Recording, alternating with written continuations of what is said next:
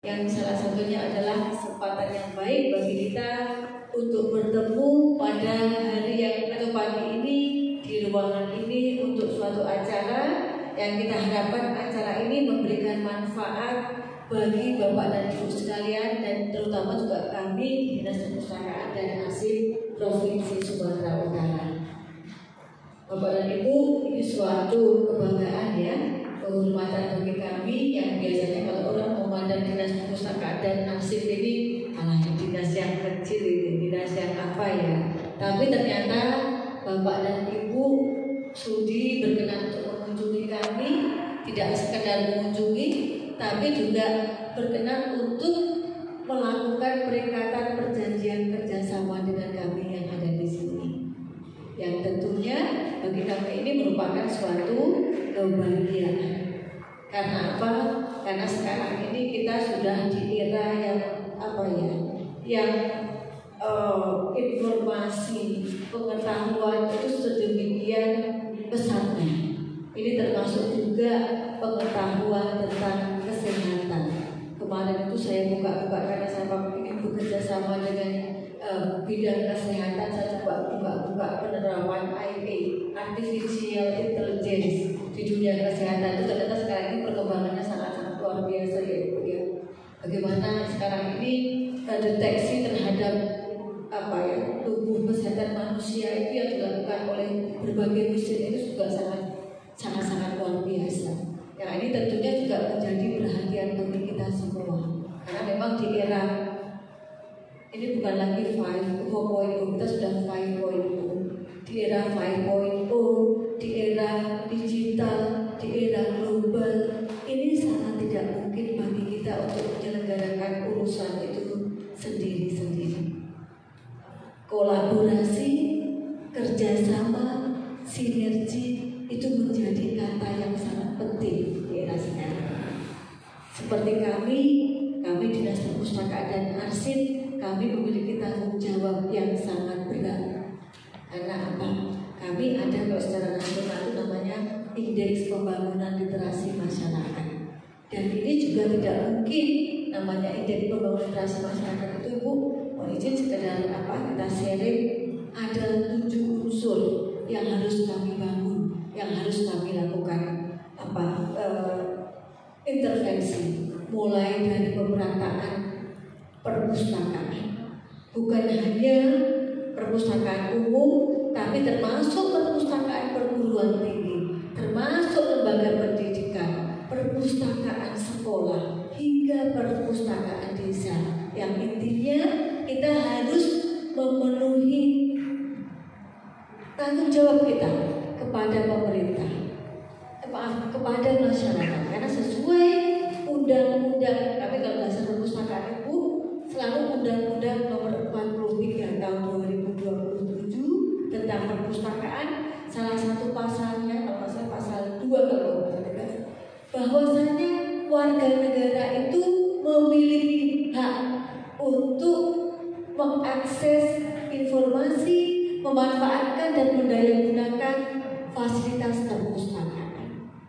Dan itu bukan semata-mata menjadi tanggung jawab dinas, tetapi tanggung jawab juga lembaga-lembaga pendidikan. Bagaimana kita memenuhi hak siswa atau hak mahasiswa untuk mengakses sumber-sumber pengetahuan.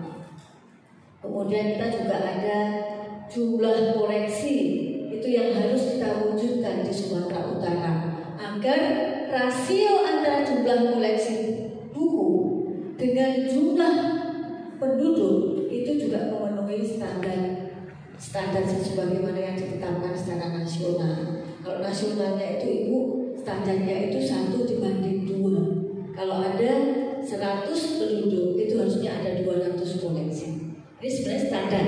Sehingga seharusnya kalau mengikuti standar itu, misalnya dalam suatu sekolah itu memiliki 500 siswa atau dalam suatu lembaga memiliki 200 orang siswa, harusnya di lembaga itu ada 400 buku atau 400 sumber informasi. Tapi ini tentunya sangat berat bagi kita. Kami saja tadi pagi saya mencari data di tempat kami, dinas kami saja Ibu saat ini baru kita memiliki 100 184.739 eksemplar koleksi. Kemudian kita juga ada koleksi digital, jumlah kita kurang dari 3.000 judul koleksi. Nah ini tentunya jumlah koleksi yang sangat terbatas inilah yang kita gunakan untuk memenuhi kebutuhan informasi dari masyarakat Sumatera Utara. Mungkin termasuk juga kami yakini lembaga Bapak dan Ibu sekalian seharusnya memiliki tanggung jawab untuk menyediakan bahan-bahan pustaka untuk diakses oleh mahasiswa. Ini juga mungkin berat kalau sendirian dipikul. Itulah perlunya kita saling bekerja sama memenuhi kebutuhan mahasiswa. Itulah perlunya kita melakukan kerjasama seperti ini. Ditambah lagi Bu, belum lagi kalau bicara tentang minat baca. Nah ini juga mudah-mudahan kondisi stiker atau kebidanan Bapak dan Ibu berbeda dengan yang ada di masyarakat ya Sumatera Utara. Karena rata-rata memang kita ini sedang mengalami krisis minat baca. UNESCO kalau secara keseluruhan itu menyatakan minat baca Indonesia itu rendah. PISA itu suatu lembaga dunia yang setiap 3 tahun sekali melakukan survei terhadap kondisi literasi, kondisi sains, kondisi matematika dalam suatu negara. Terakhir itu PISA kita tuh semuanya di angka matematika, di angka literasi, di angka sains, semuanya terendah untuk di lingkungan Asia Tenggara saja. Nah, artinya ini juga menjadi perhatian kita. Termasuk juga saya tidak tahu apakah di Stikes itu minat baca mahasiswa juga sudah lumayan tinggi Bu. Artinya ini juga menjadi PR kita, bagaimana kita mensosialisasikan, bagaimana kita memotivasi anak-anak untuk meningkatkan minat baca, untuk menggunakan kebiasaan membaca itu sebagai bagian dari proses mereka di dalam perkuliahan.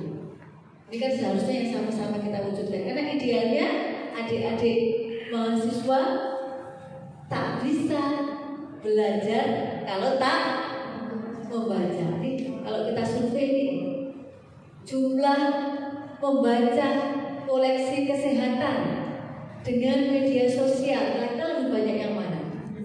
Media sosial ini. Nah, ini yang selalu terjadi. Ini kan sebenarnya salah. Ini memang karena kondisinya seperti itu. Penetrasi gadget di Indonesia itu tinggi, 125%. Seandainya ada 200, sekarang ini kan 260 juta penduduk, itu ada lebih dari 300 juta gadget. Ini terbukti saja di hadapan saya punya 2 gadget. Mungkin Bapak Ibu juga begitu, punya. Ibu juga begitu, punya handphone, punya juga tab, punya juga laptop, punya juga komputer. Ini berarti kita sudah terafiliasi dengan 4 gadget. Ini selalu kondisinya seperti itu. Tapi kalau bicara tentang akses informasi atau akses konten-konten edukasi, ternyata kondisinya terbalik. 80% itu lebih banyak mengakses media sosial, ya kan? Adik-adik TikTok dengan jurnal kesehatan mana yang lebih familiar? Ya TikTok ya kan. Artinya kita sangat familiar dengan TikTok, kita sangat familiar dengan Instagram. Tapi ketika kita berhadapan dengan jurnal-jurnal kesehatan, kemudian menjadi lemas. Tiba-tiba bergairah ketika TikTok bergairah semangat. Tapi